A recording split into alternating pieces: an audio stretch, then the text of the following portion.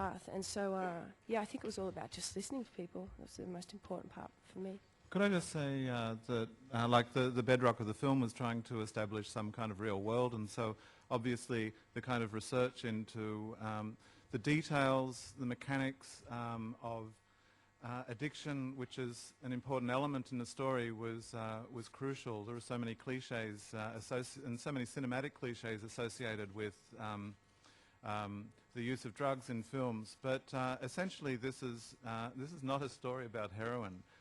Heroin provides a kind of a crisis in the center of the film through which we view a number of versions of love. Like we view the love between this kind of modern Adam and Eve, sort of thrown into this incredible Eden that they have, but it's also the context in the crisis in which we view parental love and the love of friends, and look at what maturity is, what it means to grow up in the world and experience pleasure and to make sacrifices and to become a complete human being. The heroine is actually merely a metaphor which sits somehow in the center of the drama. Thank you. Question on the left, please. Hi, Abbie.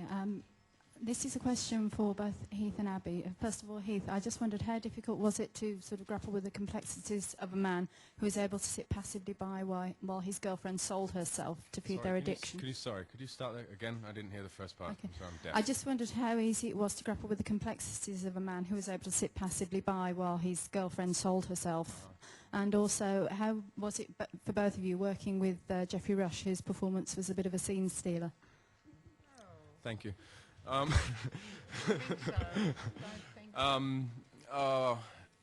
Yeah, look, that was definitely one of the tasks, was to somehow, I don't know, a denial, you know, to try and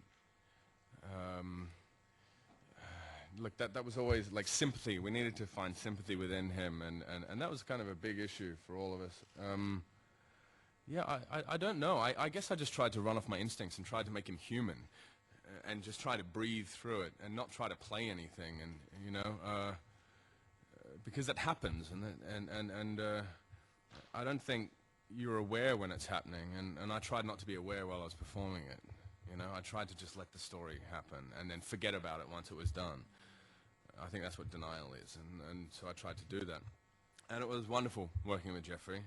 And yes, he's a scene stealer, and thank God, and we're blessed to have him. You know, he's a wonderful person and an incredible asset to the film, and you know, yeah, it was great. Sorry, keep doing that. You go. Okay. I think in regards to what Heath was saying too, I think when all of us created this film, I don't think we ever pointed any fingers at anyone in the story.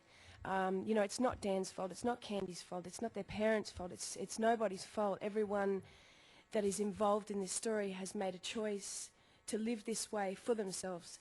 And so I don't think Dan is to blame for any of that. Yes, he witnesses it, but it is Candy's choice. And I think it's a really important part of the film, and it's an important part as an audience to see that too, you know, and not to point. We also I also tried to make a moment in the movie at one point, well, we did, where he acknowledges what he has done, and then he punishes himself, you know, for it.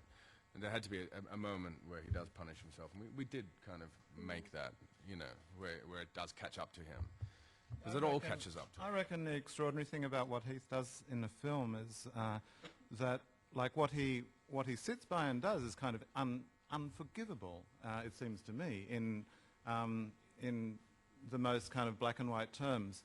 But there is this optimism which is at the heart of the character of Dan, which Heath carries all the way through.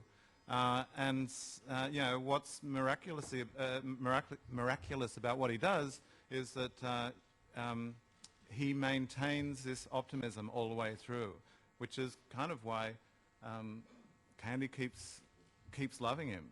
Like it is clearly a relationship which is going to hell, and extremely dysfunctional. But there is this desire to look at the good things. There is this kind of, there's an Australian sense of humour underneath this, underneath the whole story, which is, I think, the thing that leavens the whole thing. Okay, thank you. Next question on the left. Hello, my name is Markus Lünnert from Uncut AT Austria. Thank you for the wonderful movie you've made. Question to Mr. Armfield. There is one piece of music composed by Mozart in the movie that comes up twice. It's a very, these moments are very special moments with very intense emotions and kind of sacrifice and peace. Does the origin of a religious composition, which it is, it's Ave Verum Corpus from Mozart, have any influence on your decision of picking that special kind of music?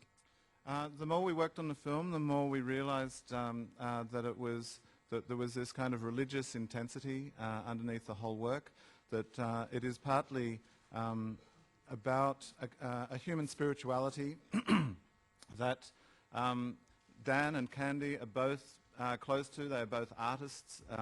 They're actually trying to live, as we all do, in this kind of increased sense of pleasure, this incredible love that they try and eternalize tragically through heroin. The use of the Mozart Ave Verum Corpus is clearly trying to. It is, it's written for Holy Communion as a notion. And we're trying to, and I was trying to find the musical equivalent. I knew that when we started the film there was a responsibility to provide cinematically what is obviously an incredible physical, emotional, soulful human experience. Like, so many people destroy their lives with heroin that there clearly must be something fantastic in the experience. There was a responsibility in the film to try and aesthetically and sensuously, through music, through image, create what's going on inside these characters. And it was really trying to find that moment of the closest thing to communion with God. And it significantly occurs right at the beginning of the film, and then right at the end of the film, where Dan is trying to shut out the present and get back. Okay, thank you. Another question on the left, please. I've got two questions. This is Lili Mesterhazy from Budapest. One for Mr. Ledger. You are being nominated for Oscar. You are an international star now. What was the experience like to go back to Australia, to go home and make a movie there, or was there any difference? And another one goes to Mr. Davies. Could you comment on the experience to see your book on the silver screen, or the creative process of writing a script out of your book? Thank you.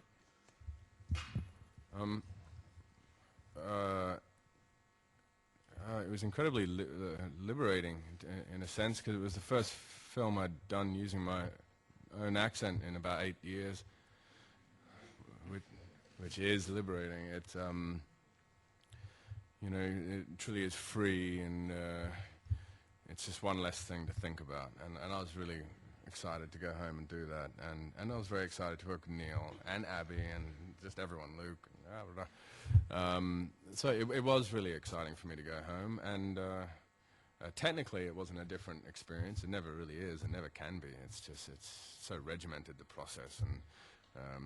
And certainly between action and cut, it's always the same thing. It's just, a different voice. But I absolutely loved it, yeah, and I treasure that time, and I'm very proud of the way the film turned out. Yeah, thanks.